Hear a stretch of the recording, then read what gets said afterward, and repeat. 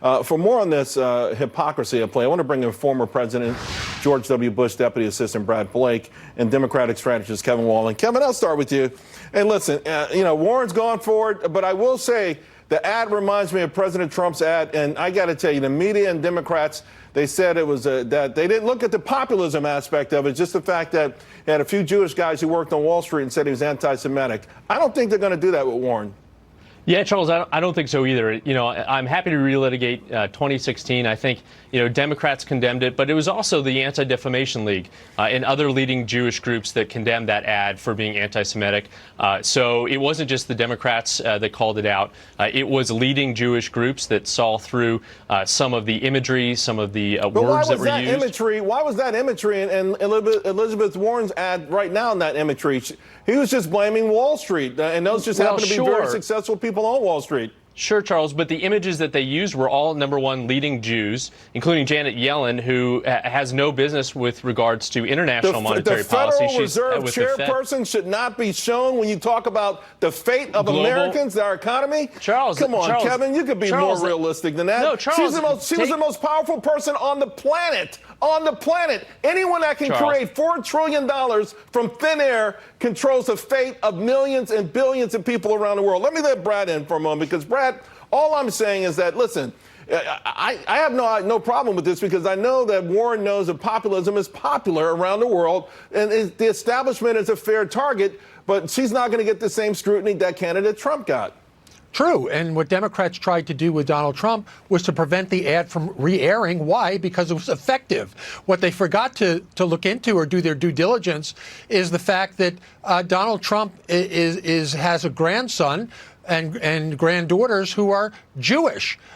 His daughter is a convert to Judaism well before he became president, and his son-in-law is an Orthodox Jew. So Donald Trump has a long history of connections with the Jewish people, the state of Israel. We've had no president who's been a better friend to Israel. So this is the Democrats' way of killing an ad.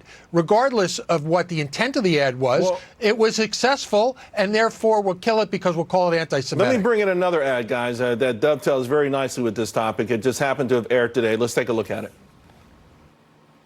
I am today announcing my candidacy for President of the United States. But I'm placing my faith in the people who feel left out and left back, who just want a fair shot at a better future, not built by somebody better than you, not built for you, but built with you.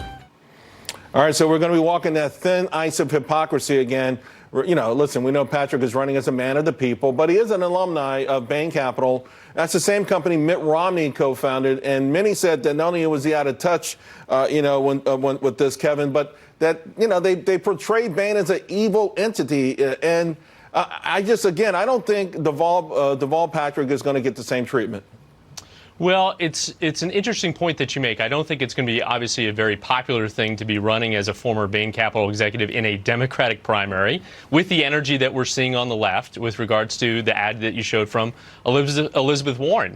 So it'll be interesting. Deval just entered the race today, former Governor Patrick. He's in New Hampshire today filing for the ballot. He heads to California tonight, I think, recognizing how important California is as a Super Tuesday state.